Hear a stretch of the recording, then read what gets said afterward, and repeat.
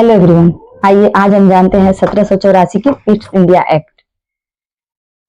British parliament को 1784 का east India act क्यों लाना पड़ा, हम जानेंगे।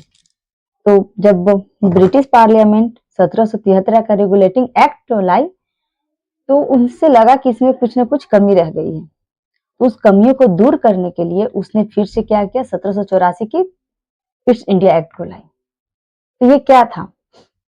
पिछले 1773 अधिनियम में हम लोग देखे थे कि कोर्ट ऑफ डायरेक्टर्स जो ब्रिटिश पार्लियामेंट बनाई थी वो कहाँ, इंग्लैंड में, वो कंपनी को रेगुलेट कर रही थी। ठीक है, तो 1784 में क्या करती है कंपनी कि बोर्ड ऑफ कंट्रोल एक और संस्था का गठन करती है जिसमें 6 सदस्य होते हैं। वो सारे सदस्य किसके होंगे? सारे ब्रिटिश होंगे और सारे कहाँ होंगे? इंग्लैंड में होंगे और वहां से रेगुलेट करेंगे कंपनी को जो भारत में अपना शासन कर रही है। कोर्ट ऑफ डायरेक्टर जो संस्था थी वो क्या करेगा? सिर्फ व्यापारिक मामलों को देखेगा।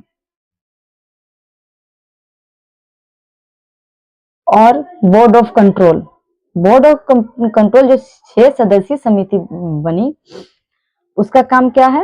वो कंपनी के सारे मामलों को देखेगा। प्रशासनिक मामला हो गया, सैन्य मामला हो गया, बाकी जिसमें उसके क्या बोलते हैं, उसके कर्मचारी को नियुक्ति करना हो गया, मतलब सारा मामला वो देखेगी। लेकिन व्यापारिक मामला कौन देखेगा? Court of director.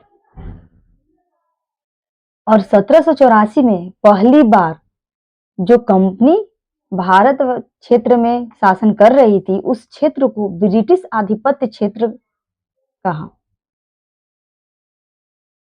और मुंबई, मद्रास, ये सब किसके अधीन थे? बंगाल के अधीन चले गए थे। अब जिस तरह से बंगाल में 1773 में 4 सदस्यीय समिति था, बंगाल का जो गवर्नर जनरल था उसकी सहायता के लिए, लेकिन 1784 में क्या होता है कि यहाँ पर सिर्फ 30 सदस्य रहेंगे। 30 सदस्य कर दिया गया, 4 से घटकर 3 हो गए।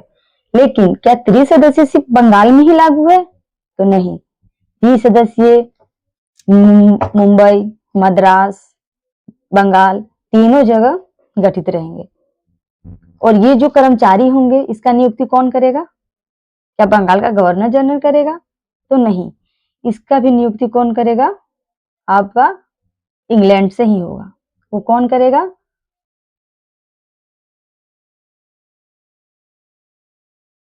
Board of director.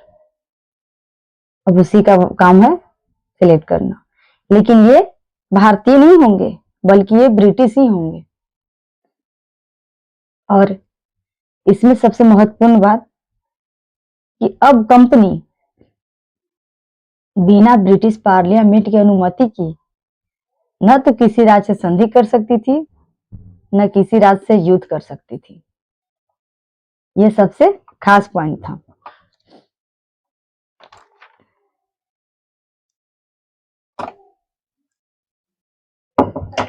चलिए आज हम जाने 1784 की ईस्ट इंडिया एक्ट। अब मिलते हैं नेक्स्ट क्लास में।